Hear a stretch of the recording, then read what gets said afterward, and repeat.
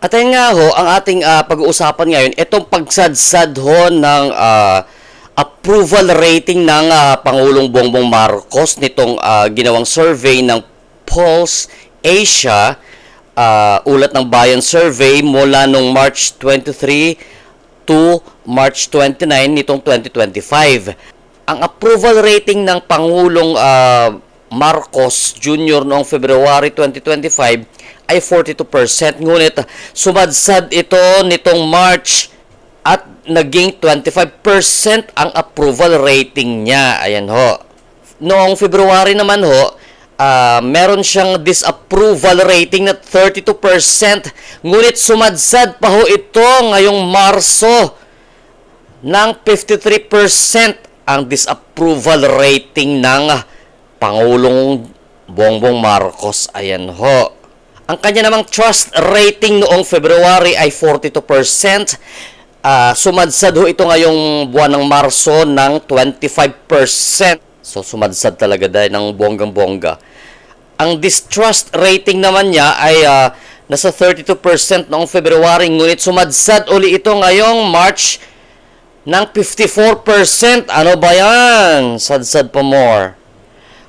Kung ang Pangulong Bongbong Marcos sumadsad ng bonggang-bongga ang kanyang trust rating at approval rating sa taong bayan, itong si Vice President Sara Duterte naman ho ay namayagpag sa kanyang approval rating. Noong February ho, meron siyang 52% na approval rating at nitong Marso naging 59% ang kanyang approval rating.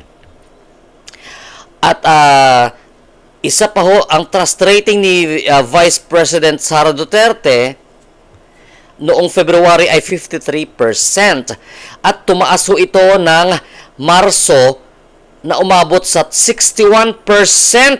Ano ba yan? Habang bumulusok naman ho ang trust rating tsaka approval rating ng Pangulong Marcos. Ayan ho. At yung sinasabi ho natin na ratings ng dalawang pinakamataas na leader ng ating bansa ay ibinalita ho ito ng Frontline News ng TV5. Pakinggan ho natin, guys, ha. Lumagapak ang approval at trust ratings si Pangulong Bongbong Marcos itong Marso. Pero ang numero ni Vice President Sara Duterte tumaas. Nasa frontline na balitang yan si Maricel Halili. Sa ulat ng Bayan Survey na isinagawa ng Pulse Asia mula March 23 hanggang 29, bumaba ng 17 puntos ang approval rating ni Pangulong Bongbong Marcos sa 25% mula sa 42% noong Pebrero. Tumaas sa 53% ang disapproval o yung hindi masaya sa performance niya. Sumadsad din sa 25% mula 42% ang trust rating o yung mga nagtiwala sa Pangulo. Tumaas din sa 54% ang distrust o nawala ng tiwala sa kanya. Kung bumaba ang ratings ng Pangulo, tumaas naman si Vice President Sara Duterte.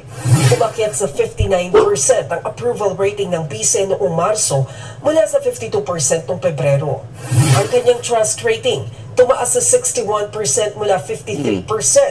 Wala pang komento rito sina Pangulong Marcos at VP Sara. So marami nga nagsasabi ng mga batikan ng mga profesor pagdating sa mga kalagayan ng politika dito sa ating bansa na ang kadahilanan nitong pagsadsad at o pagdaos-dos ng ratings ng Marcos administration dahil nga dito sa pagdakip at or pag-aresto sa dating Pangulong Rodrigo Duterte. Ayan ho.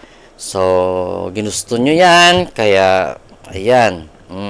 Yan ho ang naging epekto ng pagdakip kay Pangulong Duterte, kasi ang buong akala kasi na ito mga kalaban ng mga Duterte na kapag tinanggal nila dito sa Pilipinas si Pangulong Duterte at dinala dyan sa Hague, Netherlands, mapipilay at mawawalan na ng lakas ang mga supporters ng mga Duterte. Kaso baliktad.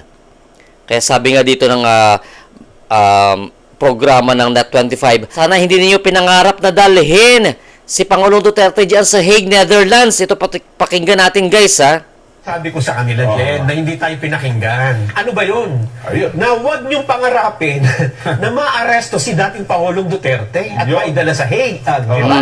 Sa Sinabi Hague. natin yan bago yung pinag-uusapan pa lang yung aresto di ba? Totoo. Sabi ko, hindi.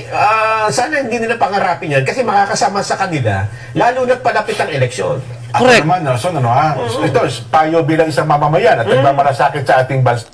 At isa pa ho, napaka-wrong timing netong kanilang ginawa na ewan ko kung anong klaseng logic meron sila, anong klaseng mentalidad meron to mga tao na ito na nagpursige para madali ang pagdakip kay dating Pangulong Duterte, na tinaon talaga nila na alam nila mag-election. Ano ba? Akala nyo ba dati pang mga kapanahonan pa ni Marcos Sr. na wala mga gadgets, wala mga technology, hindi pa tayo ganun ka-advance ang technology, na makokondisyon pa ninyo ang utak ng mga tao? Hindi na ho ngayon yun. Iba na ang kalagayan ngayon ng Pilipinas. Ayan ho, ha? Sana kumambyo ang mga leader ng ating pamahalaan at ang tagapagsalita ng Pangulo. Ako sa tingin ko, Nelson, malaking factor dito ang tagapagsalita ng Pangulo. Tama. Di ba? Well, aminin man natin o hindi. Tama. Hindi sa ano pa man, hindi sa pinasasaringan natin si Atty. Claire. Kasi image yan di ba? I-analyze nyo man o hindi. Huwag nyo pong tignan na kami ay Jen Subarjag at Nelson Luba. Pag in-analyze nyo po, apakalaki ng papel ng tagapagsalita ng Pangulo sa pagbaba po ng kanyang approval at saka trust rating. Sa halip kasi na tagapagpayapa, Yun. tagapagpaliwanag, Tagatira. pasugod dyan Lagi na sa Paatake. lagi na sa Oo. fighting mode po kasi. Paatake. Opo. Kayo na mag-analyze, di ba? Ayo. Yan ho, kasi tama yung sinabi nila, kasi itong si Atty. Claire Castro, para siya naging attack dog. Instead na maging spokesperson siya doon sa nangyayaring programa ng gobyerno, umaatake siya doon sa mga Duterte. Ang nagpapasahod din naman niya kay Atty. Claire Castro, ang buwis ng taong bayan kasi siya ay public official. Ayan ho. Kaya dapat medyo hinay-hinay din siya sa pagtira sa mga kalaban kasi nga until now malakas pa rin ang mga Duterte. Anong papunta sa puti-puti o sa kakapaputi, kula-kula nyo dyan, sumadsad yung ratings niya. Ayan tuloy, sabi ng Net25, malaki din factor ni Atty. Claire Castro kung bakit sumadsad itong ratings ng Pangulo. Baka mamaya yung ratings yung pagsadsad ng ratings ng Pangulo isisi nyo pa kay Duterte, ha?